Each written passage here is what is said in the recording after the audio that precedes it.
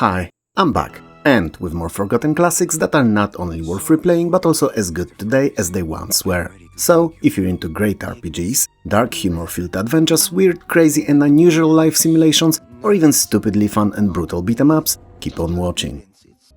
I bet that if I was to ask you about some of the best RPGs from 1993, I'd hear titles like Ultima 7 Serpent Isle, Secret of Mana, Lands of Lore, Throne of Darkness, Shining Force 2, Ultima Underworld 2, or even Might and Magic Dark Side of Xeen. Or on the flip side, you'd tell me off for asking you about particular years, as no normal person would ever use up their limited brain storage space with all those pointless details. Either way, hardly anyone seems to remember about Betrayal at Krondor, and I wonder why. I mean, when you remind people about it, when you drop the title on random mid-conversation about weather or an excellent ramen someone had somewhere at some point, then yeah, many of them do remember. But if they were to mention it off the top of their heads, it's just not there. There's an empty space, nay, black hole, where Krondor should be, somewhere between both Ultimas, and the title is just not something that most can recall. Which is surprising, because it's an excellent, often overlooked oldie.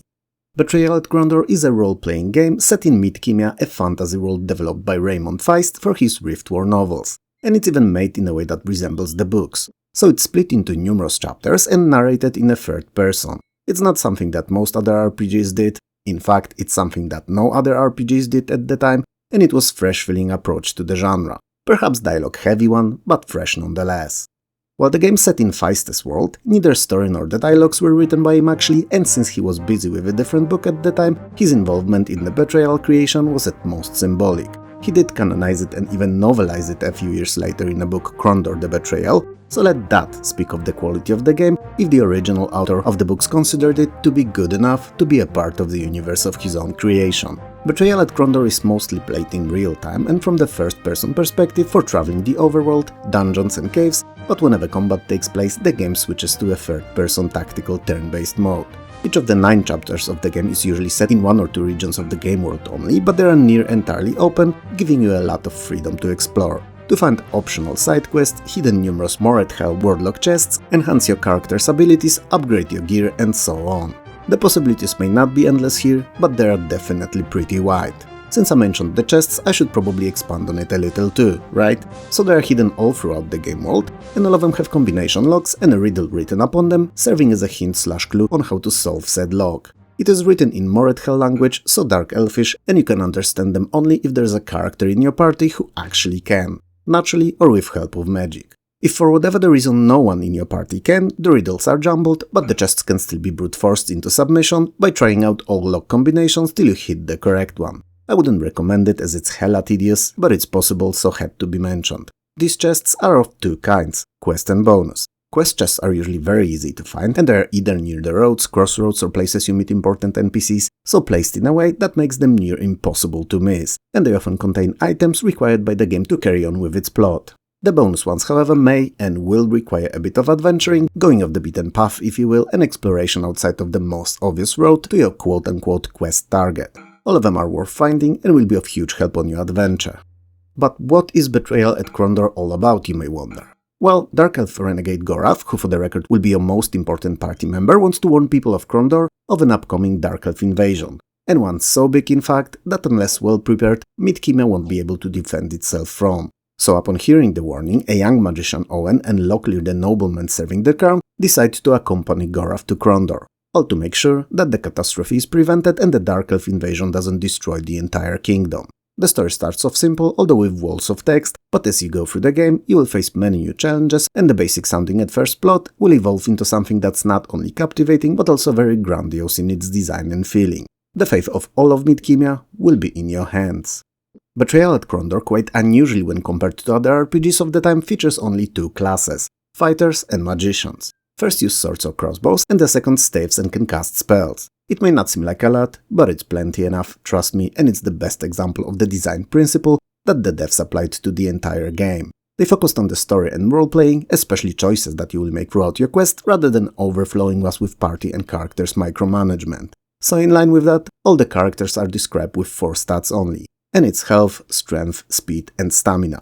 First 3 being quite obvious, and stamina working as a driving force used for weapon and magic attacks. The characters also have numerous combat and non-combat skills that are increased with use, rather than stacking them up with arbitrary stat points received at level ups. As I mentioned before, combat is turn-based and takes place on a grid screen. It is also quite challenging, especially in the beginning of the game, so keep that in mind and don't feel like charging at everything is a good choice. Pick your battles where you can and you'll do good. Graphics are digitized and an excellent example of a perfect use of the technology. They are there to support the gameplay and plot and not to be the selling point or a buy bait for gamers hungry of new and lifelike presentation, if you will. That said, all of the actors wear costumes, ill-fitting wigs and makeup. And while it's probably unintentional, it makes them appear hilarious or cringe even, rather than serious, which would be more fitting given the theme of the overarching plot. But that's a me problem, and perhaps you couldn't care less of how they look like. And even if you agree, and chuckle each and every time any of them appears on the screen, to mention something very grim, in their wig clearly sliding off their head, it's still a very minor issue with what is otherwise a fantastic adventure. And easily one of the best and most overlooked RPGs of all time. Seaman, which sounds suspiciously like semen and kinda looks like a singular sperm too, at least in one of its first few forms, is a very weird game and something that's difficult to quantify. It's not a goldfish bowl simulator, despite it living in an aquarium. It's not The Sims, even if you do raise it from its basic form all the way to when he's elderly, dies, or when you let him run away into the wilderness. And it's not even Tamagotchi, while following similar gameplay mechanics of taking care of its needs and making sure that it's happy. It's probably an odd combination of all three, feeling like all of them at once and also like none of them at all. And even if you know now less about it than what you did before I started talking, it is most definitely something else and unlike any other game that you've played. It's bizarre looking, dark humor filled and unusually playing, and that's why it's so cool. Most importantly, however, Seaman is a proof that evolution is a lie. Now this is all about making myself credible in your eyes again, and I'm gonna do that by admitting that evolution is a lie! God damn you, Mac! Well, at least how we've been taught about it. Because it's clear to me now that we're not missing a link between an ape and a human, we're missing one between a frog and a man. And to make things even more interesting, Seaman is also a proof that we're actually not missing it anymore. It is that link in an evolution chain, proving once and for all that humans came from frogs. Note that down, kids, you're not gonna learn that at school. Seaman's gameplay is hella unique because the entire premise of it runs on the idea of you taking care of a real living and breathing seaman in real time. And by real time, I don't mean like in RTS hectic action mouse clicks galore real time, I mean you have to take care of it every single day. Like launch the game up daily, preferably more than once, and care for the creature. Talk to it and nurture it into the monstrosity it will eventually become, or else he might die. And by talk, I once again don't mean like crazy delusional person talking to themselves talk, but you actually do have to talk to it via microphone. It will ask you questions and expect responses, and in general, you'll have some of the weirdest interactions with it you'd had in your entire gaming career. For the first few days, your Seaman is a rather basic, simple creature, and the interactions with it are somewhat limited. It is also the best time to learn all the controls, all things you can and can't do, to prepare for what's to come later.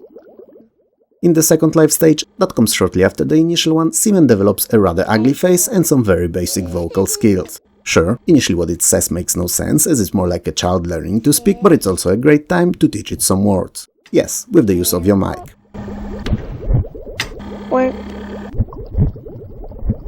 Baby.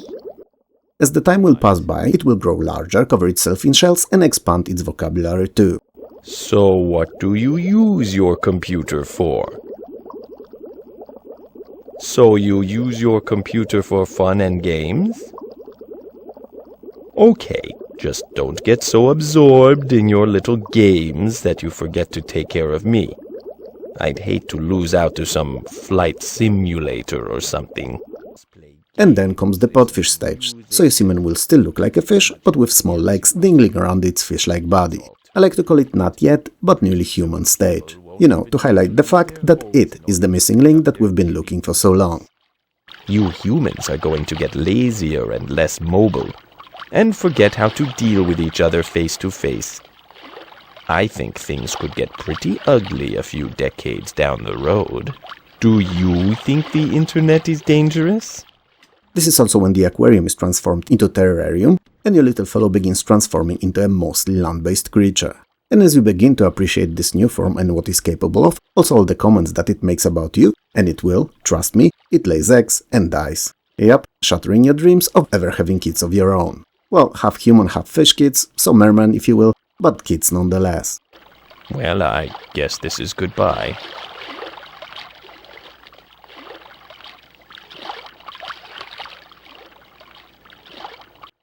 These eggs hatch into a new form for your creature though, so while not exactly the same, you do learn to love this new beast of a monster as if it was your original ugly one you were raising for the last couple of weeks. And since these new creatures have the same voice their parent did before dying, it's really not that difficult to carry on looking after them. Hey! This form is also the one that will eventually evolve into a frogman, a true and final stage proving once and for all where humanity came from. And while all I said to this point describes in short and in very simplified way how a game of Seaman looks from start to finish, don't expect to get there at first play. You will probably forget about the slimy creature at some point and not launch the game once or twice and have it die on you. Or you may run out of food and have it die on you. Or it may do something stupid and, well, yeah, die on you. The point is, while getting it to the last form and releasing it into the wild is the goal of the game, it's everything that comes before that's fun and worth playing the game for. So with all that moving about, do you think you're in pretty good shape? You are? Well, I think you're in okay shape, but trapezoids are my favorite shapes. The best thing about it all though is not the cleaning of the tank, feeding, caring for, observing the little fellow grow and evolve or any other of countless things you do for it, it's the dialogues. While your Seaman grows, he will talk to you about everything. Games, life, dating, food, famous assassinations. Yup, it will. What he likes, what he dislikes, he will even comment on how he feels about you. His take on meaning of life, everything. He'll be asking questions, some of them will be obvious and easy to answer, and some may leave you pondering what to say. It will be great. That said, more often than not, your Seaman will act like a dick. Yeah, you heard that right. He will be harsh, cynical, often sarcastic, and all of these may be directed your way. You're a pain in the ass. How's that? And if he mishears or misunderstands what you're saying, which you know, for some of us non-native speakers is always a factor, I mean, I bet you're half guessing what I'm saying most of the time I feel, he may even become upset, angry or straight up pissed off for no reason. And he will make sure to let you know how he feels and how your existence factors into it all. And you know what? Dick or not, I wouldn't have it any other way. Seaman is a fantastic experiment to fire off once every decade or so. Yes, decade, because you're not gonna be wanting to replay it straight after you've done with it. But when enough time goes by, you may feel that urge again, that draw to jump in once more, and remind yourself about the harshness of being a tadpole and how creative some of these older titles were. Anyway, I'm going to go think about things for a while. It was nice talking with you. Bye! Franko the Crazy Revenge dropped like a meteorite on a bit-style by 1994 beat-em-up/brawler market on the Amiga, being a very junky and rough, but so fresh-tasting addition to the genre. It's a simple, short and very basic story of revenge told via side-scrolling medium of breaking of noses, dislocating of jaws and a general whoopassery. I'm not sure if it's the best way to tell any stories, at least non-appropriate for the kids, but it's definitely a good vessel for fun and action-packed romp. It's a game for 1 or 2 players in which you can play as either Franko or Alex, a pair of buff dudes living instead in Poland during the late 80s and early 90s period. So a time when country just barely freed itself, nay, crawled from underneath a communist Soviet's crusty heel and slowly started exploring what it meant to be truly free. And moist. Let's not forget about that. Not necessarily in the most reasonable way, mind you, but after years of hardships, it's difficult not to occasionally choke on freedoms you indulge yourself in, like a malnourished third world child. It was a transitional period that was important to all Poles and eventually led to years of progress. Interestingly enough, it was also a time when drug violence and gang culture, if you can even call it that, came to Poland, and it was not that difficult to have your ass kicked if you stumbled on the wrong side of the street in some of those bigger cities. Stettin being one of them. And it's incredibly important if you look at the country now, because it's one of the absolute safest in the Western world, with very little violence of any kind, practically no gang crime at all, no terrorist attacks of any kind, nothing. I mean, it's not Japan perhaps, someone will still pull your phone if you leave it at the table in a bar when going to the toilet, but it's not that far off either. I suppose all the crazy that we had here we used up in those mid-90s and we're fine with quiet and peaceful life nowadays. Anyway, a close childhood friend of Franko and Alex has been killed by a local mob stacks, sparking up steroid-fueled rage simmering into veins of our 2 mountains of muscles into a full-on boil. So, Franko and Alex, seeing no other way around it, especially that the uncontrolled anger was clouding their judgment in the moment, decided to depart on a bloody trail of revenge. Well, to be clear, they decided to avenge their friend, and the blood just happened to be a natural outcome of their chosen form of discussion. I mean, they did let their karate chops, uppercuts and roundhouse kicks do the talking, and these tend to be powerful arguments against rather weak games holding all the bad guys teeth. The game is composed out of 3 very long stages, each ending with a boss fight, taking our 2 heroes through a large chunk of setting, until they get to the final encounter with the last boss of the game, Klocek, which more or less means the brick. And it fits, cause he kinda looks like one. Literal and metaphorical too. The levels are intertwined with bonus sections in which you're driving a tiny, but very popular in the 90s in Poland, economy car Fiat 126P. And yes, P standing for Poland. I mean, I think so, I've not checked that, it sounds feasible in my head. These sections have you drive over bad guys while avoiding innocent pedestrians. They're perhaps unnecessary, but are a nice change of pace from all the bicycle kicking and split-grown punches. And no, neither of the 2 attacks are actually present in the game. But it doesn't mean that it's lacking in moves, and it has quite a few of them actually, with many of the more flashy ones starting off with a simple grapple. So you grab the enemy and then you can either throw him, smash his head into your foot, yes, you heard that right, I've no idea how the move may be really called, but that's precisely what it looks like, or even knee-kick their kidneys into a pot. There are a few more attacks naturally, but these feel really fun to pull off. There is also the most fair play move of them all in the game too, so you can mow down on downed enemies, making sure that when they're down, they stay that way. The enemies are a mixed bunch of characters and everything from punks and thugs, through popular at the time in Poland karate enthusiasts to police officers, exhibitionists and many others. And each of them naturally has their own unique attacks and behavioral patterns. And most importantly, at least if you speak Polish, taunts. They talk shit at you, and in the very early 90s in Poland way. It's actually pretty fun if you understand it and doesn't get in the way if you don't. While Franko doesn't feature any weapons or pickups of any kind, it more than makes up for it with violence. I mean, after all, it's what the game was mostly known for. The brutality that it serves, the buckets of blood covering each and every screen, that's what sold it in Poland on the Amiga. And I said Poland on the Amiga because it wasn't very popular outside of the country and the PC port released 2 years after the Amiga original was basically dead on arrival. Not only it didn't spark much interest among international gamers, but even Polish ones were long done with both, Franko and his revenge. And that's why to this day, it remains as one of the most little known and most violent brawlers to ever grace home computers. Now, is Franko the Crazy Revenge as good and replayable game as the classics like Final Fight or The Punisher are, for instance? Of course it's not. I mean, look at it. It's choppy, it's fugly, and looks like it was made in Microsoft Paint. But despite that, it's a very fun title to play with a buddy every few years or so, to let off some steam and indulge yourself in a perhaps bloody, but still eerily historically accurate, depiction of Poland between late 80s to mid 90s. Parasite Eve is an action-adventure role-playing based on the Parasite Eve novel by Hideaki Sena and serving as a follow-up to it. And before you jump into the comments to tell me how not unknown it is and how you've played it and loved it on your PlayStation, I agree. I'm not saying that it's unknown, not at all. All I'm saying is that it's a forgotten gem. And if you think about it, I'm sure that you'll agree, because in reality, you've probably long forgotten of it ever existing and haven't thought about it for years. And it's this video that reminded you about it today. Well, if you disagree, make sure to let me know in the comments below. Anyway, Parasite Eve follows a New York City police officer Aya Bree over a 6-day period in 1997 as she's trying to stop Eve, who aims to destroy humanity through means of spontaneous human combustion. In fact, let me set a background for you. The game starts off in the Carnegie Hall Opera on a Christmas Eve where Aya went on a blind date. During the performance, however, something odd happens and suddenly all of the audience members and artists are somehow set on fire and near instantly burned, fried like roasted pigs alive, and it appears that the lead vocal is the one who caused it all. For whatever the reason, Aya, her date and the lead singer are the only ones unscathed. And since Aya is the only police officer on the scene and one of the very few surviving witnesses, she jumps in to deal with the situation. The surviving actress transforms and flies away into the sewers, declaring that her name from then onward shall be Eve. And this is where the game starts.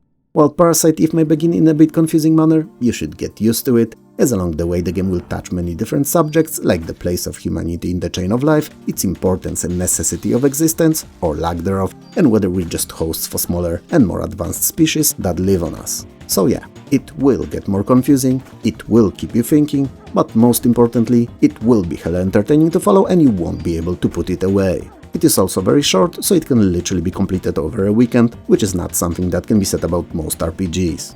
The game takes place entirely in Manhattan and over a 6-day period, each of those days serving as a singular chapter of the story that has its own quest/plot piece to follow. And all of these plot pieces, by the time the game ends, will form a complete picture of its story. Why did I mention it here? It's because not everything about Parasite Eve is obvious, and some of the plot points may make no sense in the moment, just to be then explained clearly later on. So keep that in mind and don't get discouraged if you don't understand something straight away.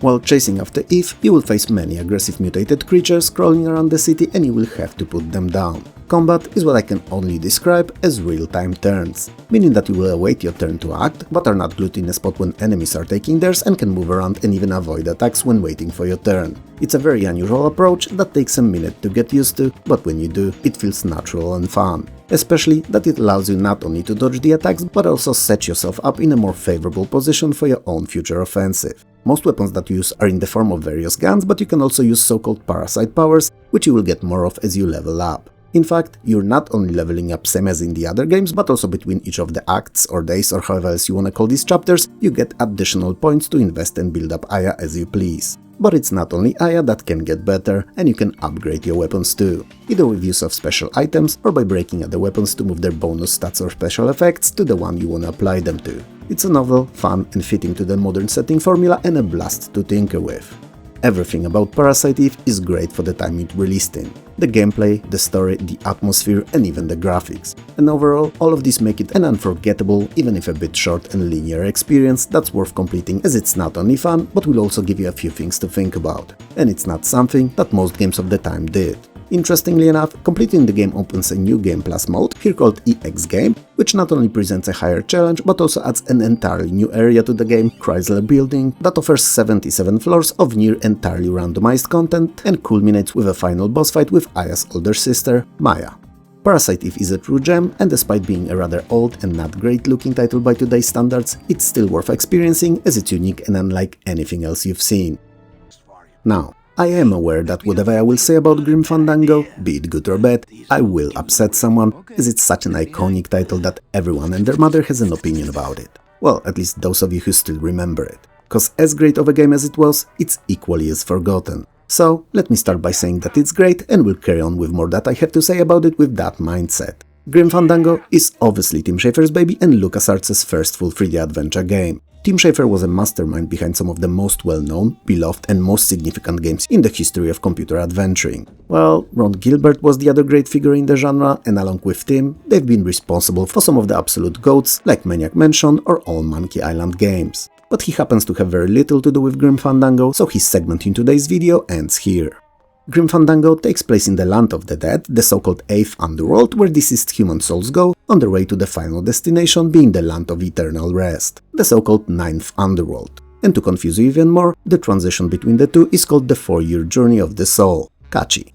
The protagonist, nay, hero, that we'll get to follow in Grim Fandango is Manuel Manny Calvera, a travel agent at the Department of Death in the city of El Marrow. The travels that many organizers, however, are not of a regular kind. He's responsible for assigning modes of transport to recently departed so that they would get to the Land of Eternal Rest. And what they get depends whether they've led a good life. So if a person did a lot of good deeds, they are considered good clients in the afterlife and sent to their final destination all set up, so in a fast car, by an express train or via luxury ocean cruise, to name a few. Point is, they get there fast and in an effective and most importantly comfortable to the soul manner. And if they were assholes or politicians, that second part comes from me personally, the politicians are not really mentioned anywhere, then they're the bad clients and go to the underworld with nothing and on foot. And that roughly takes 4 years. Such souls on a long and perilous journey often lose faith in the existence of the 9th Underworld and instead abandon the trip, find jobs and stay in the Land of the Dead. So their lives after life look eerily similar to the original first one that they had on Earth. So they have careers, sleep, go shopping, travel, fall in love and do everything that we do, just in their second, undead iteration. Since Manny's been recently getting no good clients whatsoever, he feels that something odd may be at play and that there's some scheme brewing that's preventing people from having a good after-life. So the 9th as in opposed to 8th Underworld life. I know, it's confusing again. Anyway, as it turns out, he's right, and it seems that the people have been using bribes to secure good spots in exchange for those who really deserve these. The game is divided into 4 chapters, each of them taking place on November the 2nd over a span of 1 full day in the 4 consecutive years. We get to see Manny go on an epic quest full of odd happenings and intrigues, all to uncover a corruption within his organization and the problem plaguing the entire Land of the Dead.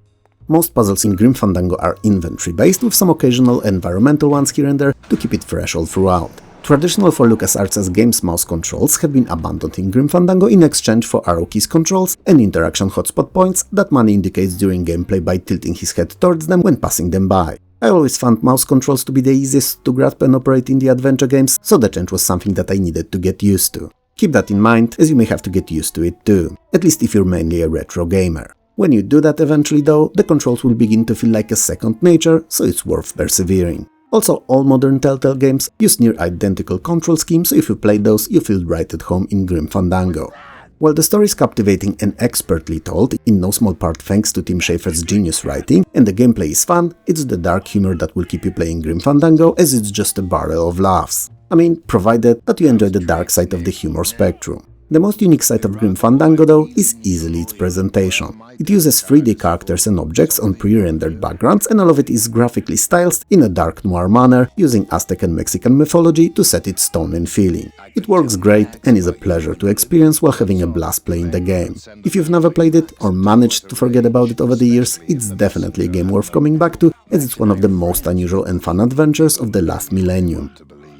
Thank you so much for joining me on this trip to the land of games long lost to time, the so-called 13th underworld if you will, and I hope that I'll get to talk to you in the next video too. To make sure that you don't miss it though, hit those bell, like and subscribe buttons below. So take care, stay safe, and I'll wabba-dabba-dub-dub to you very soon. Man, this is gonna get me in trouble.